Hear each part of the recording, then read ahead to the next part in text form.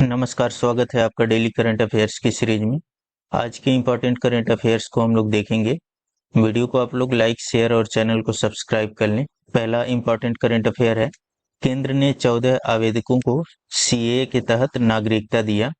तो केंद्र ने 11 मार्च को नागरिकता संशोधन अधिनियम सीएए के नियमों को अधिसूचित किया था, जिसे दिसंबर 2019 में संसद द्वारा पारित होने के 4 साल से अधिक समय बाद विवादास्पद कानून के कार्यान्वयन का मार्ग प्रशस्त हो गया।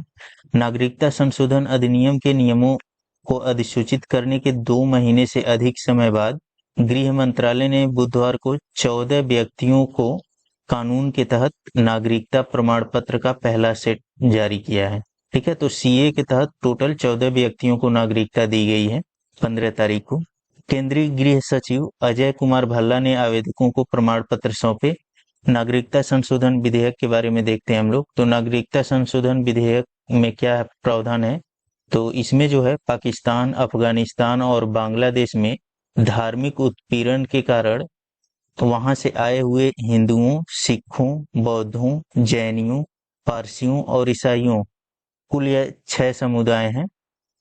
लेकिन मुसलमानों को छोड़ करके इनको जो है भारतीय नागरिकता देने की प्रक्रिया को तेजी से आगे बढ़ाने की मांग की गई है। ठीक है, इसमें जो है कौन कौन से समुदाय शामिल हैं, तो यह याद रखना है, हिंदू, सिख, बौद्ध, जैन, पारसी और ईसाई, यह टोटल 6 समुदाय हैं। ठीक है, लेकिन मुसलमान इसमें शामिल नहीं किए गए हैं।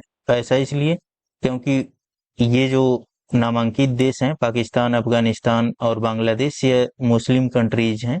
ठीक है, तो इसलिए इसमें जो है ये हिंदू जो है और ये जो समुदाय हैं ये अल्पसंख्यक हैं वहाँ पे।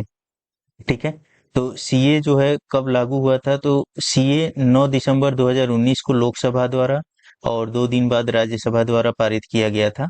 इसे 12 दिसंबर 2019 को राष्ट्रपति की सहमति मिली थी।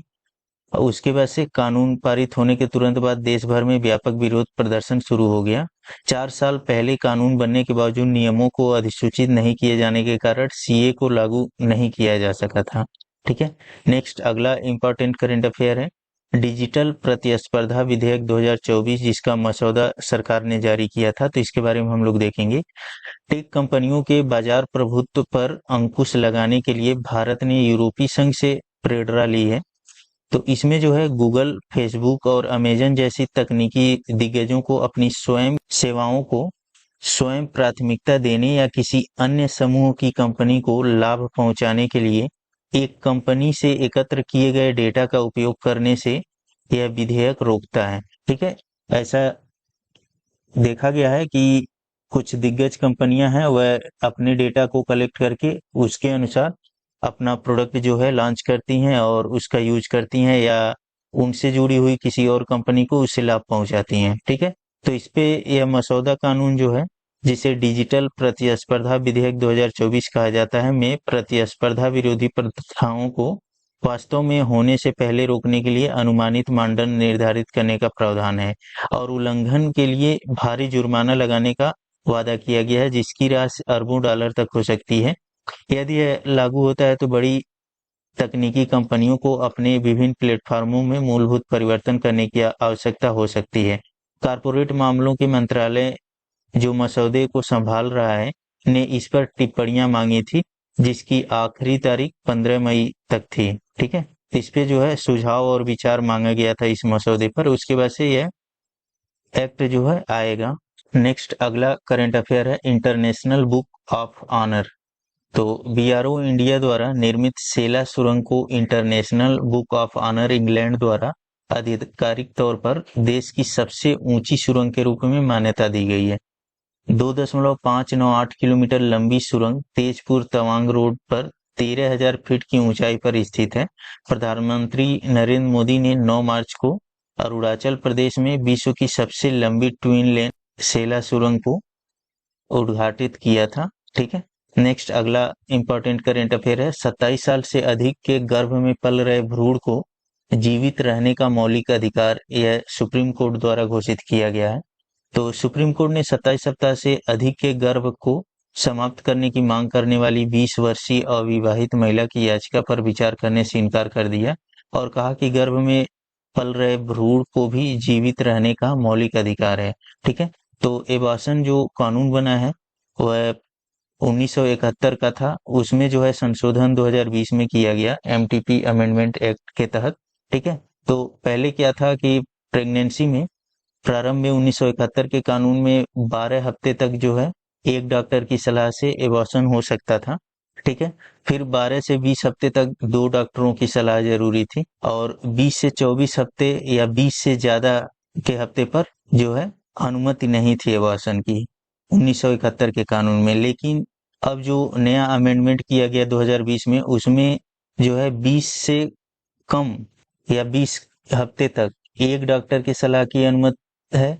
ठीक है, और 20 से 24 हफ्ते तक के लिए 2 डॉक्टरों से सलाह लेने की जरूरत है, और 24 से ज्यादा के लिए एक मेडिकल बोर्ड से सलाह ली जानी चाहिए। ठीक है, और 1971 के कानून में जो है अविवाहित महिलाओं के लिए कोई प्रावधान नहीं था, लेकिन 2020 में अमेंडमेंट द्वारा उसको भी शामिल किया गया है।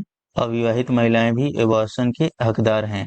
ठीक है, अब उसके बाद से अगर अधिक 24 हफ्ते से भी अधिक अगर होता है तो उसमें जो है कुछ कंडीशन के हिसाब से परमिशन दी जा सकती है।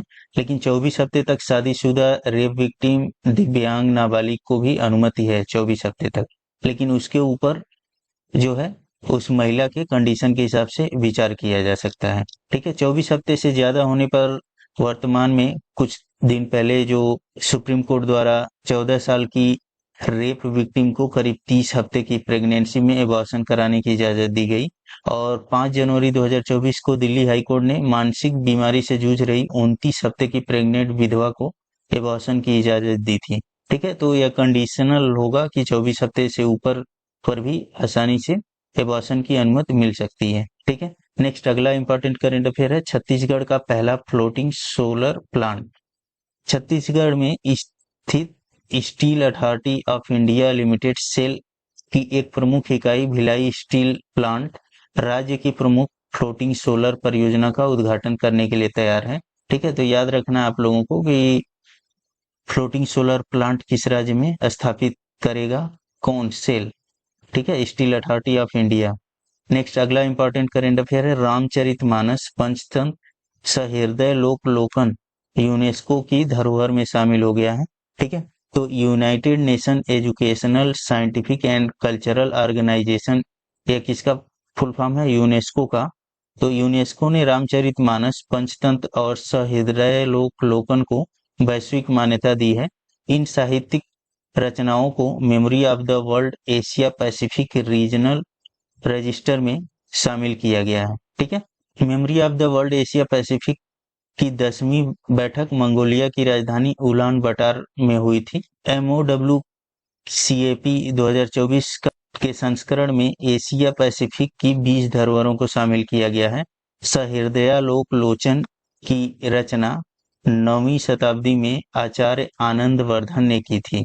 ठीक है, और 15वीं शताब्दी में पंचतंत्र की रचना पंडित विष्णु शर्मा ने की थी। MOW CAP का उद्देश्य दुनिया भर की सभी मुख्य सांस्कृतिक धरोहरों को सहेजना और लोगों को जागरूक करना है। रीजनल रजिस्टर में शामिल दस्तावेजों को विश्व स्तर पर पहचान बनाने में मदद मिलती है, साथ ही एक देश की संस्कृति दुनिया के कई देशों तक पहुंचती है। इन रचनाओं को दिल्ली स्थित Indira Gandhi national centre for the arts IGNCA की तरफ से रीजनल रजिस्टर के लिए नामांकित किया गया था। उलानबटार में MOW CAP की बैठक में इन दस्तावेजों को प्रस्तुत करने वाले IGNCA कला विभाग के HOD प्रोफेसर रमेश चंद्र गौड़ ने बताया कि यूनेस्को के 38 सदस्य और 40 ऑब्जर्वर देशों ने इन साहित्यिक रचनाओं में वैश्विक महत्व को पहचान कर इन्हें मान्यता दी है।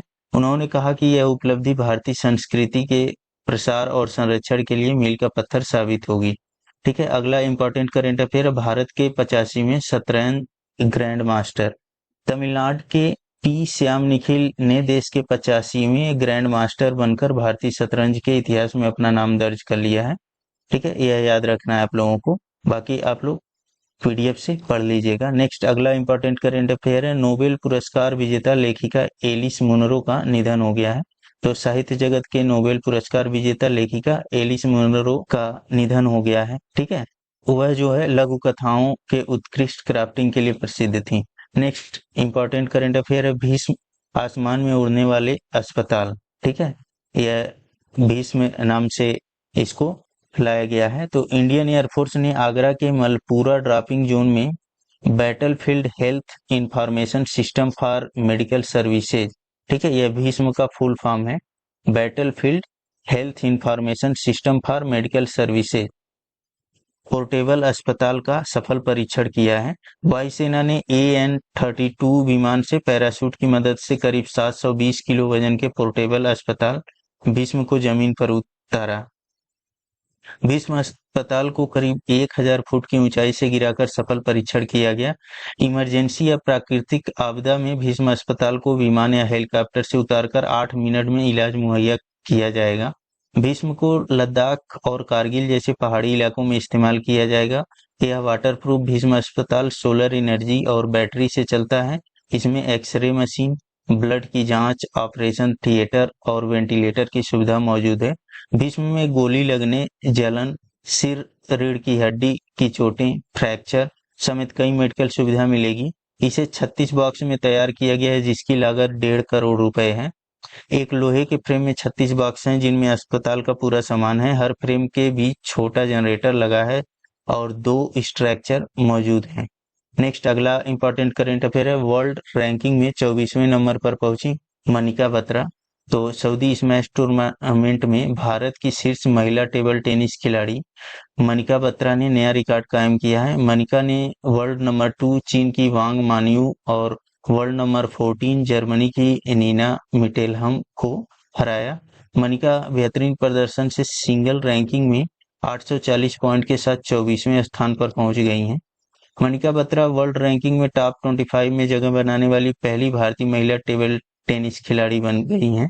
उन्होंने सृजा अकुला को पीछे छोड़कर भारत की टॉप पोजीशन हासिल की है। इनके बारे में यह आप लोगों को PDF प्रोवाइड कर दिया जाएगा, यह देख लीजिएगा। तो यह जो है आज का कुछ इंपॉर्टेंट करेंट अफेयर है। इस वीडियो में इतना ही। वीडियो को आप लोग लाइक, शेयर और चैनल को सब्सक्राइब कर लें। धन्यवाद।